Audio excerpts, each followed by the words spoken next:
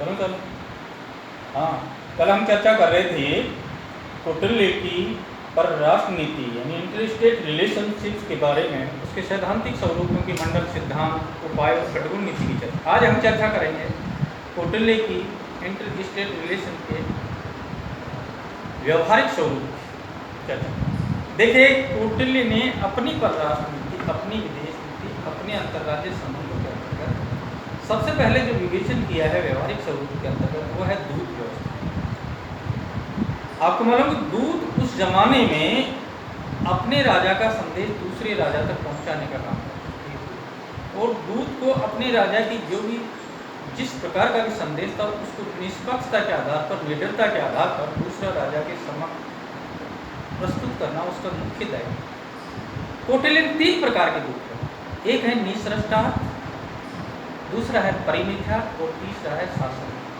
देखिए, निसृष्टा दूत वह दूत होता था जिसमें अमात्य के सभी गुण विद्यमान, यानी ये योग्य श्रेणी का और श्रेष्ठ दूत माना जाता था, जिसके अंतर्गत उसको मंत्री के बराबर, अमात्य के बराबर सुविधाएं उपलब्ध होती थी, और ये इस श्रेणी के दूत को वही सम्मान दिया जाता था जो अमात्य यानी मंत्री को दिया जाता था। इसकी दूसरी श्रेणी बताई परिमिथा।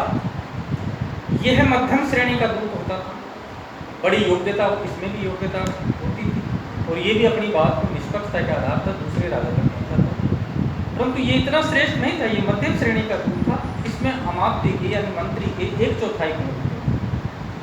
तीसरा जो दूत था वो था शासन, यानी ये निम्न श्रेणी के, ये कई बार राजा के साथ छल कपट कर दिया जाता था इसके द्वारा, और इस श्रेणी के दूत विश्वास पात्र नहीं होते थे। इसको हम एक निम्न श्रेणी का दूत माना जाता था जो राजा के साथ विश्वासघात कर सकता था। अब दूतों के कार्य, कौटिल्य ने अपनी परराष्ट्र नीति के अंतर्गत दूतों के 9 प्रकार के कार्य बताए। पहला जो कार्य है वह है प्रेषण, यानी अपने राजा के संदेश को दूसरे राजा तक पहुंचाना, ये दूत का मुख्य कार्य। दूसरा था संधि पालक, 2 राजाओं में पारस्पर अपने राजा की दूसरे राजा के साथ संधियां स्थापित करना, ये दूत का दूसरा कार्य है, यानी संधि का पालन करवाना दूत का मुख्य दायित्व।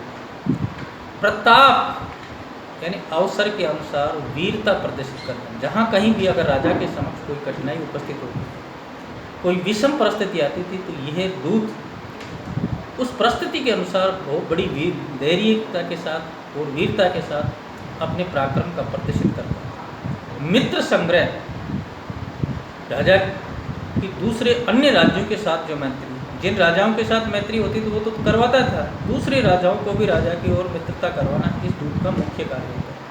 सुहृदय भेद, 2 राजाओं में जहाँ मैत्रीपूर्ण संबंध हैं उनमें आपस में विग्रह करवाना इस दूत का, जहाँ अगर किसी राजा के विरुद्ध में 2 राजे आपस में मित्रता करके उसको चढ़ाई का कार्य कर रहे हैं या उस पर आक्रमण करने की सोच रहे हैं, तो ये दूत उपस्थित होकर उन 2 राजाओं में आपस में फूट करवा देता था, विग्रह करवा देता था, ये इसका मुख्य दायित्व है।